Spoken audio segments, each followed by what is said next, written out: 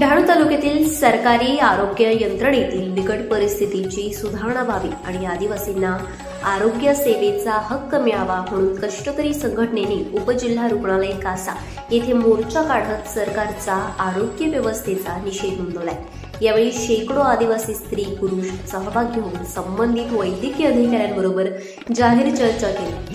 कासा रुग्णालयाचे वैद्यकीय अधीक्षक डॉक्टर वाघमारे, डहाणू कॉटेज रुग्णालयाचे डॉक्टर वाघेला, डहाणू तालुका वैद्यकीय अधिकाऱ्यांच्या वतीने श्री चौधरी या चर्चेत सहभागी राहून नागरिकांनी उपस्थित केलेल्या विविध प्रश्नांचे उत्तर देण्यास प्रयत्न केला। कष्टकरी संघटनेने ब्रँड लोगो मधुभाई धोडी, सुनील मनावकर, अजय भोईर व अन्य कार्यकर्ते या मोर्चात सहभागी होते। प्रसूती वेळेस व प्रसूतीनंतर नुकत्याच झालेल्या माता मृत्यूंनी आपल्या जिल्ह्यातील आरोग्याची बिकट परिस्थिती पुन्हा एकदा चव्हाट्यावर आणली आहे।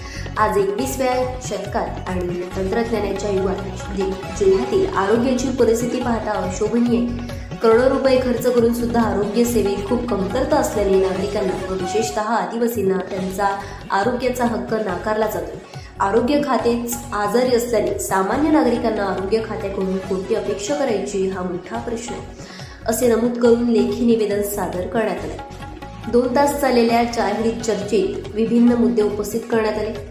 सरकारी दवाखान्यात सोनोग्राफीच्या सोयीचा अभाव, जननी सुरक्षा योजना व जननी शिशु सुरक्षा कार्यक्रम या योजनेचा सपशेल अपयश, मातांच्या खात्यात लाभ मिळत नाही, तसेच झालेला खर्च, खासगी दवाखान्यात सोनोग्राफी याची पूर्तता मिळत नाही, तसेच डिलिव्हरीसाठी गरोदर मातांना रुग्णालयात आणण्यास गाडी मिळत नाही।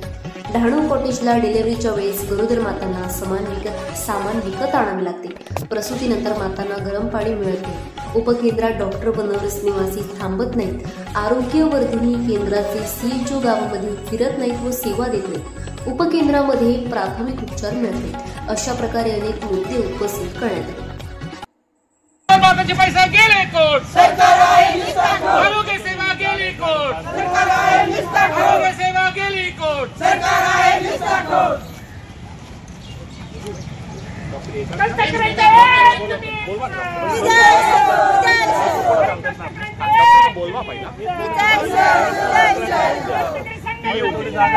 जिंदाबाद जिंदाबाद।